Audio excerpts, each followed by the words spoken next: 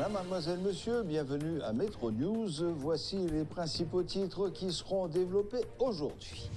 Députés et sénateurs sont convoqués en Assemblée nationale lundi prochain. Les parlementaires doivent clôturer la première session ordinaire de l'année législative 2019. Le président Jovenel Moïse forme un gouvernement de consensus. Des alliés du gouvernement, des leaders de la société civile et de l'opposition modérée font partie du cabinet ministériel. Plusieurs formations politiques, dont la fusion des sociodémocrates et l'Organisation du peuple en lutte, OPL, démentent les informations laissant croire qu'elles ont leurs représentants au sein du nouveau gouvernement. Dans une note rendue publique ce vendredi, le bureau de l'Assemblée nationale invite les parlementaires à participer à une séance en Assemblée nationale qui doit clôturer la première session ordinaire de l'année législative 2019. À l'occasion de cette séance, le président de l'Assemblée nationale, Karl Murat-Cantave, aura à présenter le bilan de cette session. En attendant le bilan officiel, voici un survol sur l'ensemble des lois votées dans les branches du Parlement. 4 lois à la Chambre basse et 1 au Sénat de la République. Après la fermeture de cette séance ordinaire, les députés entreront automatiquement en vacances et seront de retour le 2e lundi du mois de juin. Cependant, l'Assemblée des députés pourrait être convoquée à l'extraordinaire par le président de la République dans le cadre de la séance de ratification de la déclaration de politique générale du Premier ministre nommé. Des alliés du gouvernement, des leaders de la société civile et de l'opposition modérée soutiennent que le chef de l'État Jovenel Moïse s'est évertué à former un gouvernement de consensus.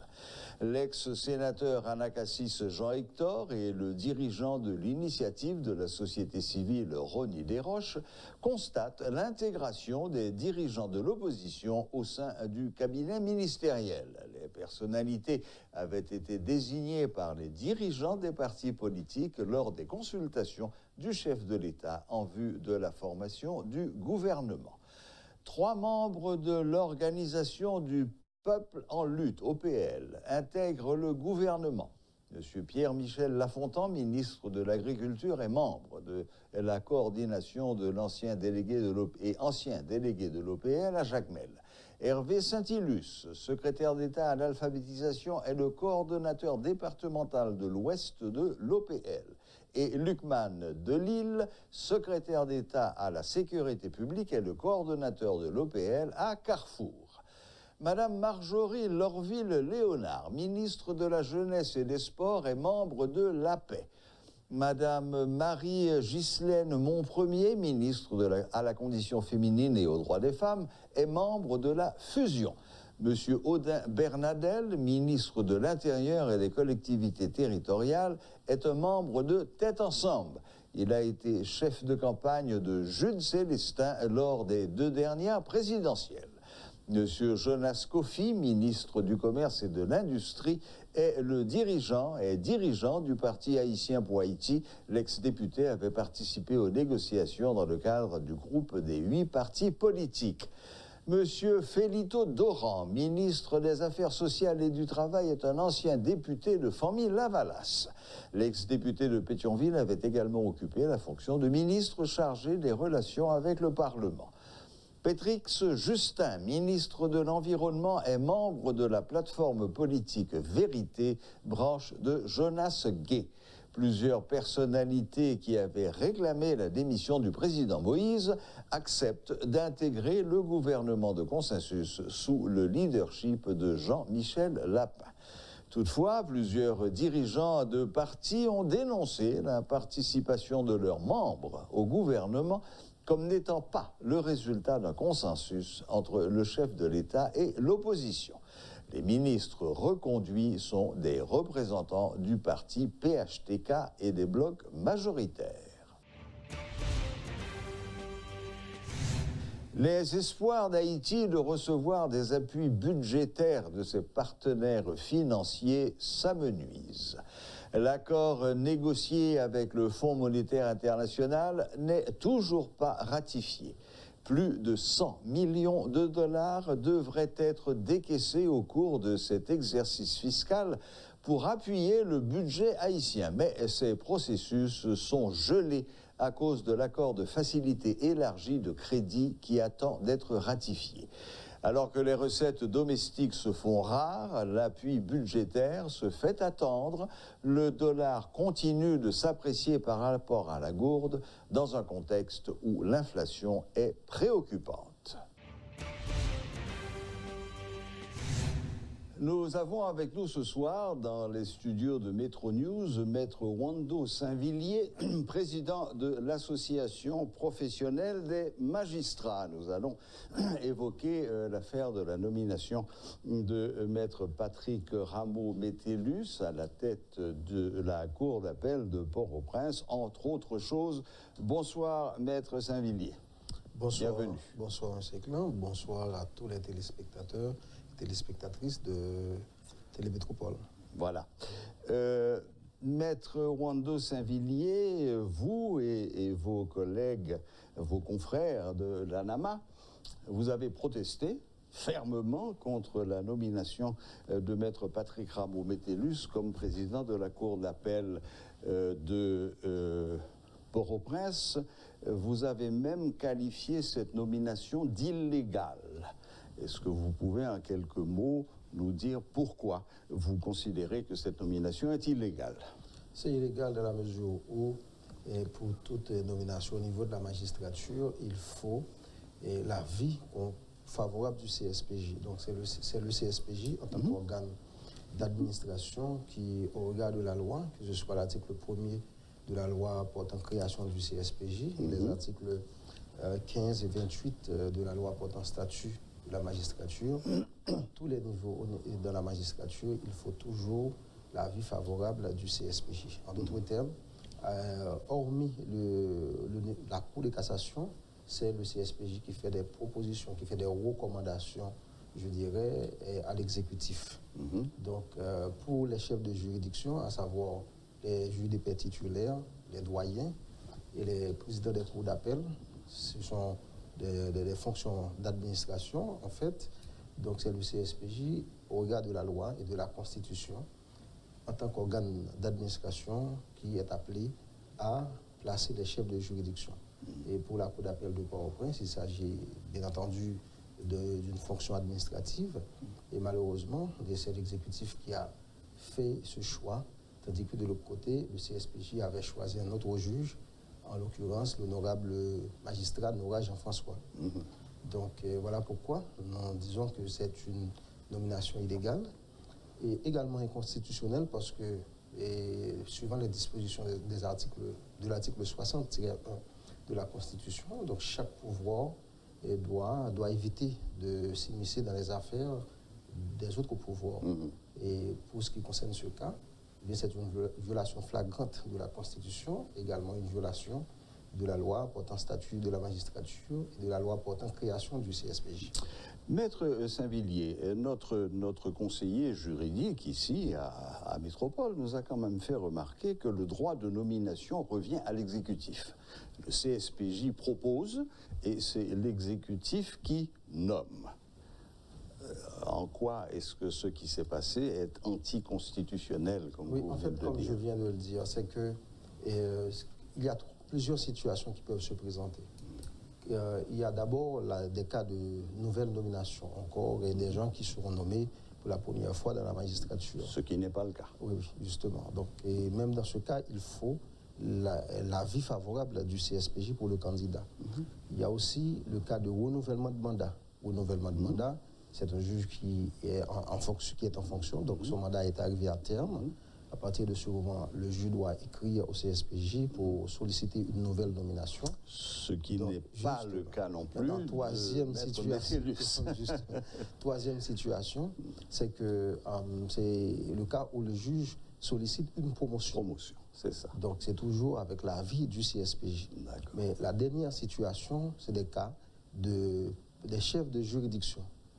Donc, dans le cas de la Cour d'appel de Port-au-Prince, eh bien, il ne s'agit pas d'une promotion où on va sortir d'un grade à un autre. Il s'agit d'un juge qui est à la Cour d'appel de Port-au-Prince, mais tout simplement qui a une nouvelle charge, à savoir s'occuper de la présidence de la Cour, qui est donc qui est en quelque sorte la charge d'administrer la Cour, et de distribuer les dossiers, de s'occuper de la bonne marche de la Cour. Donc pour cette situation, c'est l'organe d'administration, le CSPJ, qui doit toujours désigner la personne et donner son avis favorable et demander au président de la République. Ou les personnes? Est-ce que le CSPJ propose un seul nom? C'est une seule personne. Une seule personne. C'est différent pour la Cour de cassation, où le Sénat lance un appel à candidature et pour chaque poste, on désigne 3 personnes. Voilà, mais pour ce qui concerne les autres niveaux, c'est une personne. Et le président choisit la personne. Bon, le président n'a pas le choix s'il n'y a qu'une personne. Oui, c'est ça. Bon, si le président n'est pas d'accord avec le choix de cette unique personne désignée, qu'est-ce qui se passe? Oui, donc en fait, alors, nous pouvons toutefois admettre que si on fait le choix d'une personne et on estime au niveau de l'exécutif qu'il y a des griefs contre cette personne, eh bien dans ce cas, l'exécutif va s'adresser au CSPJ et pour demander au CSPJ d'enquêter, justement, pourquoi pas d'enquêter sur cette personne-là, pour voir est-ce que les griefs qui lui sont faits sont établis, justement. Parce que si j'ai bien compris, parce que c'est une espèce de panier à crabes, cette histoire-là, pour quiconque n'est pas juriste, si j'ai bien compris, le poste de président de la Cour d'appel est devenu vacant parce que celui qui était président a été promu à la Cour de cassation. Oui, c'est bien ça. Donc le poste est resté vacant. Le poste est resté vacant. Et donc, l'exécutif a choisi un juge qui était en fonction, dont le CSPJ venait de renouveler je ne sais plus trop quoi à son égard. Et est-ce qu'on peut parler de promotion? En tous les cas, c'est pas un renouvellement, puisque son mandat dure jusqu'en 2022. Oui, justement, c'est une nouvelle charge. C'est une nouvelle charge à l'intérieur d'un organisme dans lequel il était déjà en fonction. C'est bien ça? Alors, en fait, oui, c'est bien ça. C'est bien ça. Je peux me prendre un exemple. Actuellement, je travaille comme doyen au tribunal de première instance de Jacmel. Très bien. Mais avant, j'étais juge et juge d'instruction au tribunal de première instance de la Croix des Bouquets. Mais il se trouve que le poste de doyen était devenu vacant. Et je parle là de la juridiction de Jacmel. Jacmel, oui. Et puis, donc, le CSPJ avait fait un appel à candidature. Très bien. Donc, il y avait 3 candidats et au final, le CSPJ avait jeté son dévolu sur moi. Et maintenant, c'est le CSPJ qui a fait le choix. Maintenant, quitte à ce que le CSPJ, envoie le dossier à l'exécutif, mais le choix est fait par le CSPJ. Et vous avez préféré Jacmel à la Croix des Bouquets? Ben, en fait, c'est une autre responsabilité, parce que là, c'est une fonction... Mais écoutez, allons un tout petit peu plus loin, Maître Saint-Villiers, parce que le temps presse un petit peu. Vous avez quand même, d'entrée de jeu, au départ, avant même que toute discussion apparemment ne se fasse entre l'exécutif et vous avez d'entrée de jeu menacé de lancer un mot d'ordre de grève. Bon, on sait ce que veut dire un mot d'ordre de grève dans la magistrature, on sait les ennuis que ça peut provoquer, on l'a vu récemment avec les grèves des huissiers, les grèves des magistrats, c'est le blocage de tout le système judiciaire et les grands perdants dans cette affaire, ce sont les justiciables. Les justiciables, pardon. Alors, est-ce que ce mot d'ordre de grève, au début du différend, disons, entre vous deux, est-ce que ce mot d'ordre de grève était vraiment justifié? Parce que c'est une arme extrêmement lourde. Oui. En fait, de notre côté, nous avons mesuré l'ampleur de cette menace. Mais il faut dire que c'était... en fait, la question de la nomination du juge à la présidence de la Cour d'appel de Port-au-Prince, c'est comme un prétexte, parce qu'il y avait d'autres revendications. Il ne s'agit pas seulement de demander à l'exécutif de faire marche arrière sur cette nomination et de demander également au CSPJ de bloquer la prise de fonction du magistrat. Mais en fait, ça, c'est la goutte d'eau. Oui, il y a toute une liste de revendications. Depuis de 2015 à nos jours, le CSPJ envoie des listes de magistrats dont le mandat est arrivé à terme pour renouvellement. Du côté de l'exécutif, fort souvent, on nomme pas ces magistrats-là. On choisit, on peut faire quelques choix, on peut faire quelques nominations, mais sans aucune explication. Il y a bon nombre de magistrats qui attendent encore le renouvellement de leur mandat. Et pour certains d'entre eux, ce sont des gens qui sont connus dans le milieu pour leur rectitude. Et je pense que Haïti a besoin des gens qui, en fait, qui ont fait le choix de la rectitude. En fait, alors, ce qui arrive, c'est que non seulement le renouvellement des mandats des magistrats, mais il y a aussi le fonds d'investissement de la justice qui se trouve au ministère de la Justice. Donc ce fonds est alloué au ministère de la Justice. Et depuis l'installation du CSPJ, aucun tribunal n'a été réparé et aucune construction n'a été entreprise. Ok, donc si j'ai bien compris, vous l'avez dit tout à l'heure, la nomination du juge Metellus était un prétexte à ouvrir sur des revendications beaucoup plus larges et beaucoup plus vastes. Très bien. Alors maintenant, finalement, et pour terminer, où est-ce que vous en êtes de cette question? Est-ce que vous avez pris langue avec l'exécutif? Est-ce que cette question est en passe de trouver sa résolution? Bon, jusqu'à présent, l'exécutif n'a rien fait pour ce qui concerne le renouvellement des mandats, parce que pour nous autres, c'est simple.